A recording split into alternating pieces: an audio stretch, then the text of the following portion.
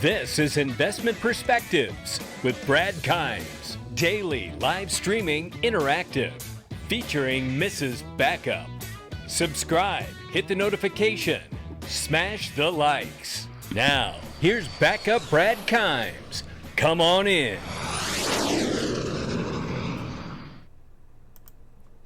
All right, everybody out there in the XRP community, welcome back to Investment Perspectives. I'm Bradley Kimes. You can follow me on Twitter at Backup Bradley, right above me here for all the information that we're going to talk about today. So let's get right down to it. There's a lot of stuff to cover. Got to give a big shout out to Jeff Hardy for this one.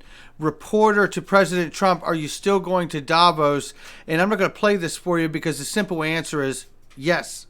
And he's going there to meet with some of the biggest business people and world leaders to bring some of that business back here to the United States, as well as the fact that we've already discussed this, but I want to go over this again. Here are the bullet points for the agenda for the meeting at the World Economic Annual Meeting 2020. How to address the urgent climate and environmental challenges that are harming our ecology and economy, which can really be tied back to a degree to the payment system as far as the economy is concerned, right? And how they can speed up the velocity of money there. How to transform industries to achieve more sustainable, inclusive business models as new political, economic, and societal priorities change trade and consumption patterns. I think we all know the benefits of XRP to trade. How to govern the technologies driving the fourth industrial revolution, which is a term we have absolutely heard Glenn Hutchins use from Silver Lake BlackRock, also an early investor into Ripple and Coinbase and Digital Currency Group with Barry Silbert, as among many other things that he has done in his life. The president of the Federal Reserve of New York, heads up AT&T, overseeing the 5G implementation for the world there. Really, really important person, uses the same terminology, fourth industrial revolution, so they benefit business and society while minimizing their risk to them. And then lastly here, how to adapt to demographic, social, and technological trends, reshaping education, employment, and entrepreneurship.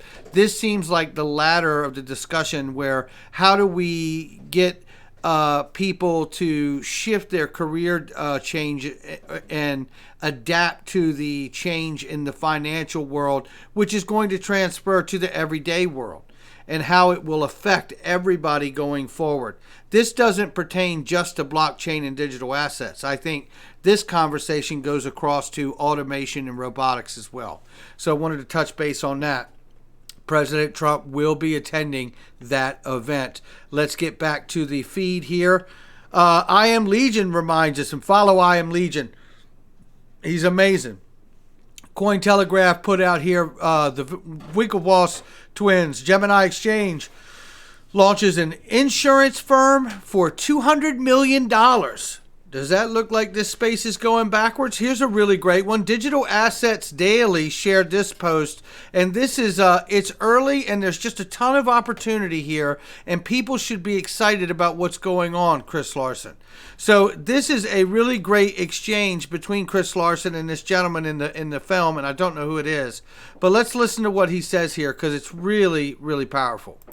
And there's just a ton of opportunity here. People should be excited about what's going on. About early, how would you compare it to the development of internet? Where are we now, 97, or are we before the dot-com bubble or after? Yeah, That's interesting. That's a good question. I think it's early, so maybe it's the equivalent of 95, okay. 96, because you're sort of in the infrastructure building phase. Mm-hmm. The consumer applications kind of aren't there yet.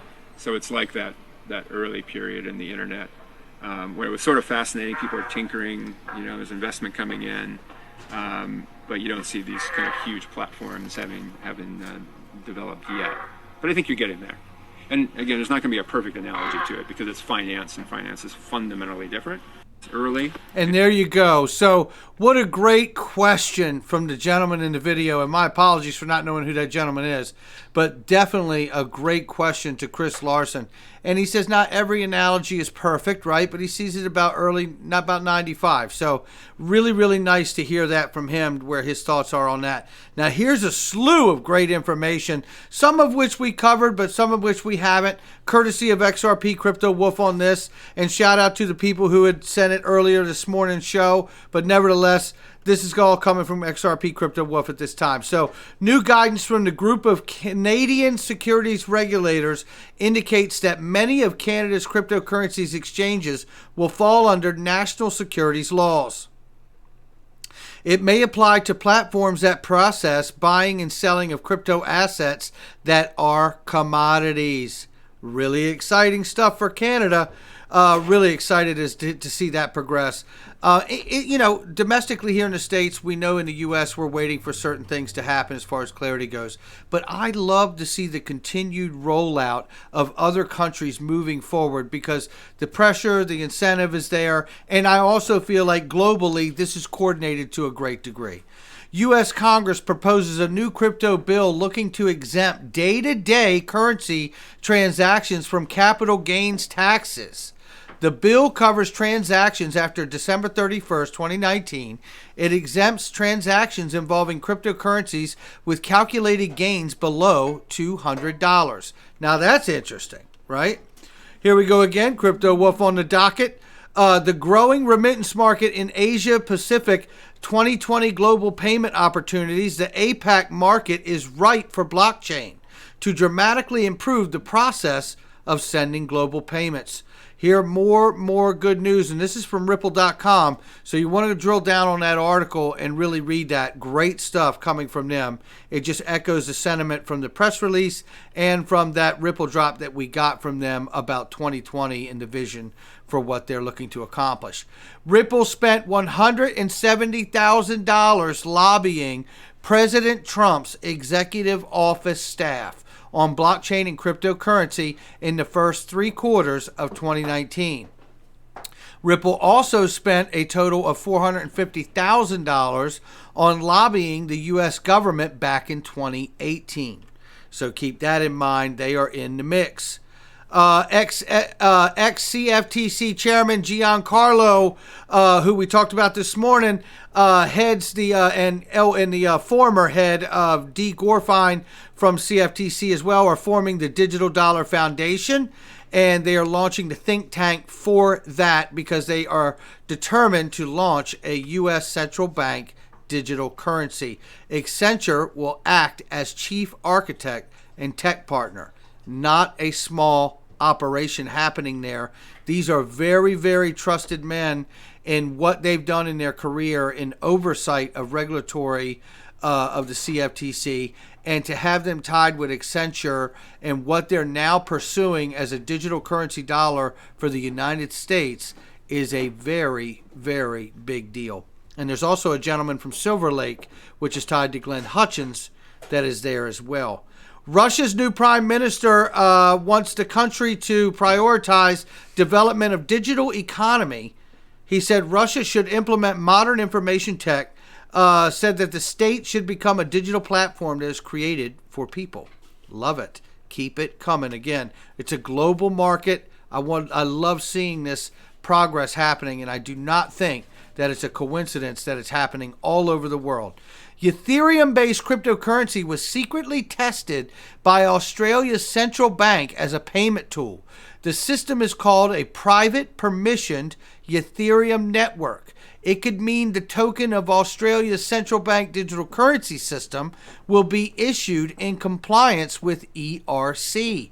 Now that gets exciting, and I'm excited for Ethereum for that.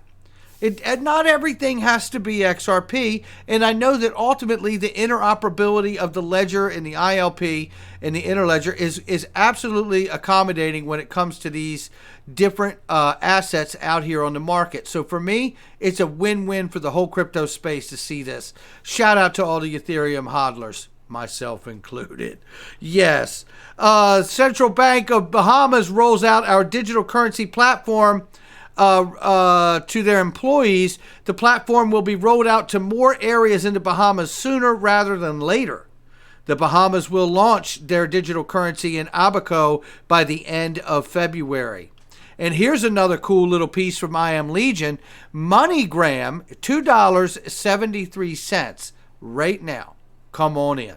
Yeah, looks like a price to me. It's a green light sale on MoneyGram right there. And this was really cool too. Should we refocus again on the IMF, seeing the first use case of XRP is cross-border payments, best way to even the level playing field by CBDC? And let's just take a look at this right quick here.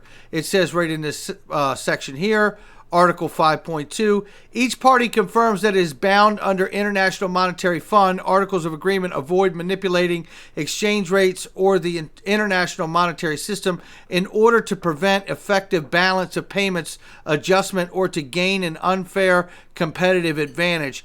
I think we all realize that, throughout this journey of digital assets, we all realize that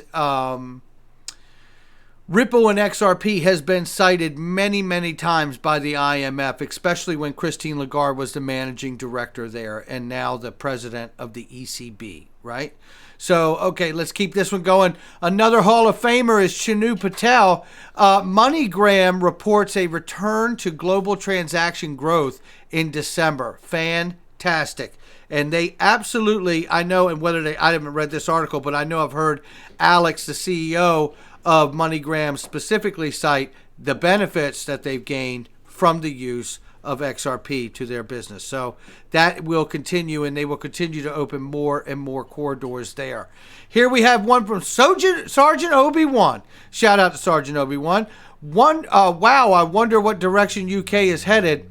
Prime Minister Boris Johnson has appointed Mark Carney, who has absolutely been bullish on cryptocurrencies, as his finance advisor. Mark will help reshape finance for a sustainable world. Pretty amazing stuff. And shout out to Rainbow, not a financial planner, just because he's awesome and he's always showing great stuff. And let's take a look at this. Let's see. Print, prop it up, then reset, move to a new system. Shane Ellis type movements on pre-allocation all around, entering a new world soon. This is fitting because we're getting ready to do a show in a couple hours, ladies and gentlemen, with Mickey B. Fresh about taking a new and fresh look at the Shane Ellis theory. And I encourage you all to join us for that. That will be a premiered video. We will pre-record that video, and we will both be in the chat as it premieres, so we can actively answer comments and questions for that and see if that is a better way to interact with everyone, because it's so difficult for us to do that when we're in the middle of our exchange when we're talking. So we're going to give that a whirl tonight. Make sure you tune in for that. Here we're going to play this clip from Love for Crypto, and shout out to the Love for Crypto crew. And the final. So let's get this going. This is Christine Lagarde from the ECB. Let's hear what she has to say.